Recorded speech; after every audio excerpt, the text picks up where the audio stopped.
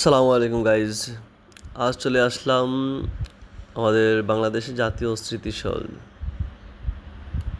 এটি অবস্থান করেছে ঢাকার মহাসড়কের নবীনগরে। বর্তমানে সবাই চেনে এটি সাভারে অবস্থিত। এটি 1972 খ্রিস্টাব্দে 16 ডিসেম্বর বিজয় দিবসে বাংলাদেশের তৎকালীন রাষ্ট্রপতি শেখ মুজিবুর রহমান ঢাকা শহর থেকে 25 কিলোমিটার দূরে ঢাকা আরিচা মহাসড়কের পাশে নবীনগরে এটি স্থাপন করেন। 1978 খ্রিস্টাব্দে রাষ্ট্রপতি জিয়াউর রহমান স্মৃতিসৌধটি নির্মাণের উদ্যোগ গ্রহণ করেন এবং একটি নকশা আহ্বান করা হয়।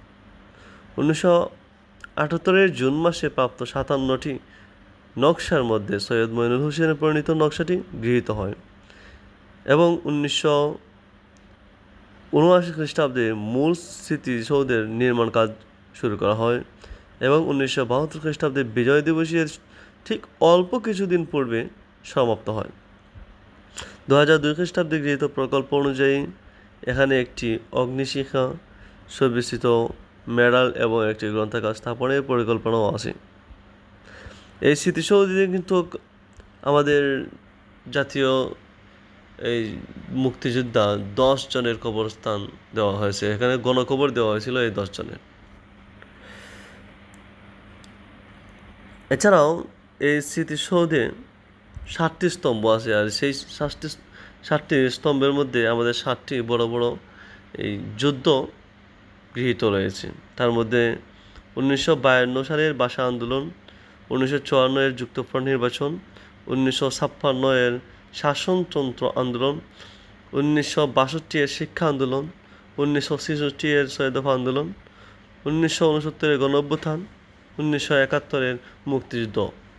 এই 7টি স্বাধীনতাকে, এই 7টি ঘটনা এখানের মধ্যে নির্ধারিত আছে। আশা করি সবাই দেখতেছেন খুব সুন্দর এই জায়গা। তো এখানে আসলে সবারও মন জুড়িয়ে যায়, খুব ভালো লাগে। বাংলাদেশের একটি ঐতিহাসিক স্থান। এটার সর্বোচ্চ নির্মাণাধীন উচ্চতা কতটুকু অনেকে জানেন না, আমাকে অনেকে বলছেন।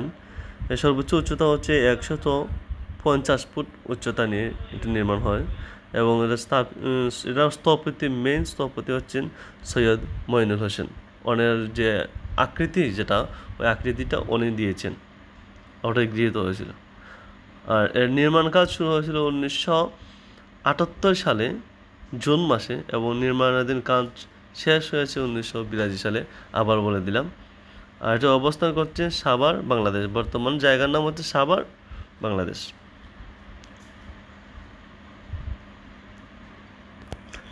তো গাইস, কে কোন জায়গা থেকে দেখছেন আমাকে জানিয়ে দেবেন কমেন্টে। আর আমার চ্যানেলটি যদি নতুন হয়ে থাকেন আপনি, তাহলে আমার চ্যানেলটি লাইক, কমেন্ট এবং সাবস্ক্রাইব করে রাখবেন। আর পরবর্তীতে আপনারা কীরকম ভিডিও চাচ্ছেন সেটা আমাকে বলবেন, আমি যথাসাধ্য চেষ্টা করব বাংলাদেশ